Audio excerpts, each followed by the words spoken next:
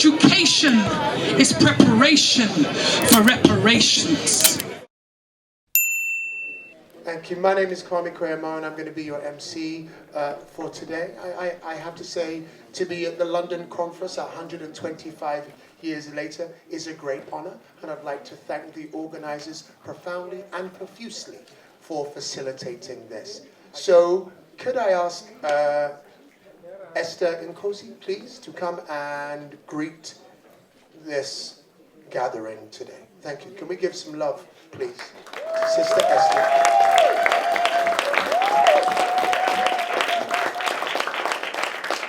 Greetings, warm greetings. Do I have permission from my elders to speak? Yes. Thank you.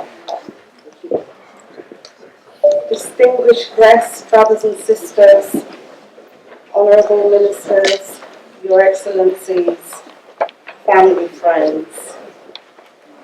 I am here to just share a few words on the importance of honouring our foundational struggle for the realisation of a unified Africa and African diaspora, and also the struggle for holistic reparations.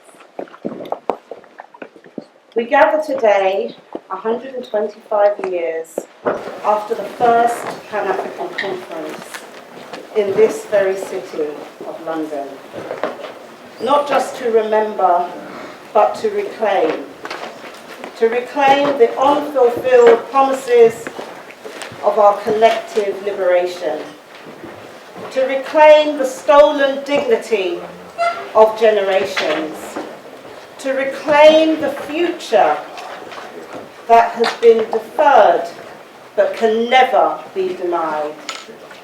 It's time for us to take back our world. Africa must be restored to the very centre of world politics. And as we stand on this historic ground, recognising the foundational contributions of Pan-Africanists like Mama Alice Kinloch, the South African activist who arrived in Britain in the late 1890s and who was instrumental in establishing the African Association, the very engine that convened the groundbreaking first Pan-African conference here in London in 1900.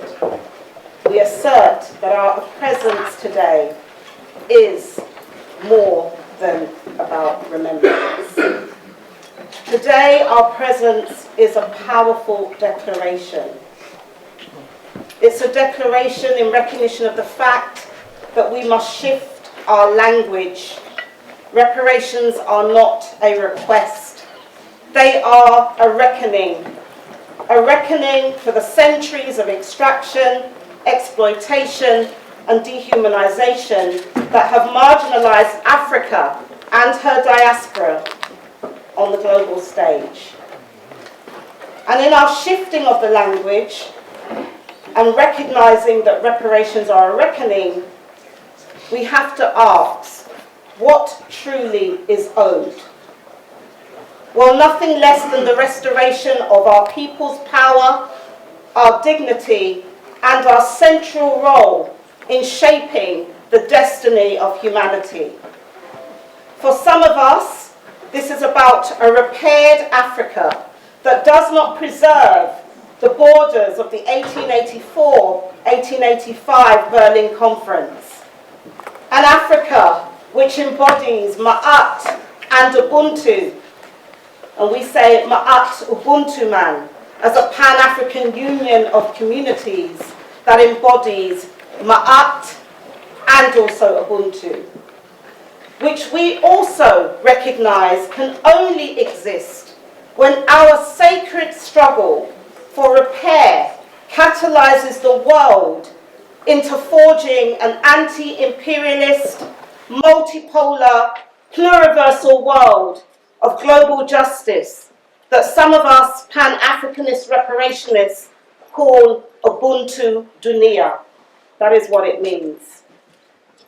Our great ancestor, the late Professor Walter Rodney, a profound Pan-African revolutionary, offered a crucial insight in his reflections at the 6th Pan-African Congress. It wasn't merely a caution against negotiating away our futures, but a deeper understanding that genuine transformation requires more than elite-level discussions. He highlighted the risk of the petty bourgeoisie prioritizing their own interests, potentially leading to compromises that fall short of the fundamental changes demanded by the African masses. For us today, this resonates as a vital reminder that achieving consensus and a unified path towards reparations or repair is not solely about external engagements. We must also recognise and actively address the various class, national, ethnic and other intersectional struggles within our own communities that can prevent us from reaching a cohesive vision. Furthermore, we must confront our internal weaknesses and divisions, and as these can be a significant obstacle to our progress as external opposition and subterfuge. And as we embark on this crucial dialogue today, that is part of reclaiming our world and building a repaired Africa, Ma'atu Buntu Man, in a multipolar world, Ubuntu Dunia, let us heed this vital truth. Our struggle for reparations demands rigorous self-examination and our collective self-repair. We must acknowledge and address the internal weaknesses, the divisions, and some of the harmful mentalities that we have internalized that have prolonged our exploitation and continue to undermine our principled operational unity. Unless we overcome these weaknesses in the spirit and ethos of Pan-Africanism, we risk sabotaging our people's sacred cause of restoring Africa to its rightful place in the world. Let us understand that reparations must begin, like charity, with ourselves, through the making of a new African consciousness and the building of new African institutions. We must implement participatory approaches at all levels, safeguarding against the seduction of movement capture, elite capture, and state capture of our sacred Pan-African reparations cause.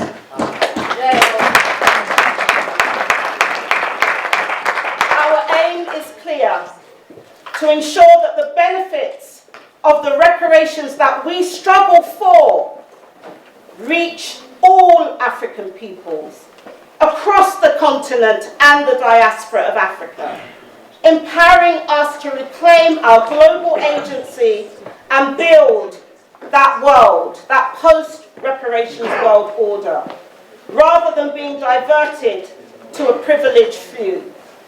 This dialogue that we are advancing today is a call to principled engagement, rooted in a deep understanding of our history, a commitment to self-reflection and self-correction, and a demand for a fundamental reshaping of the global order.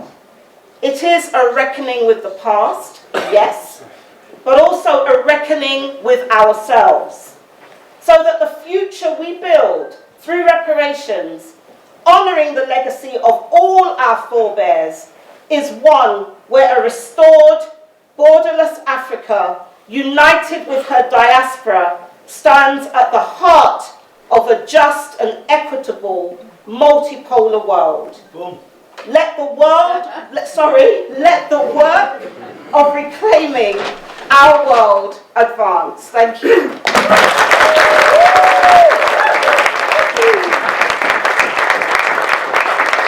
Thank you, Sister Esther.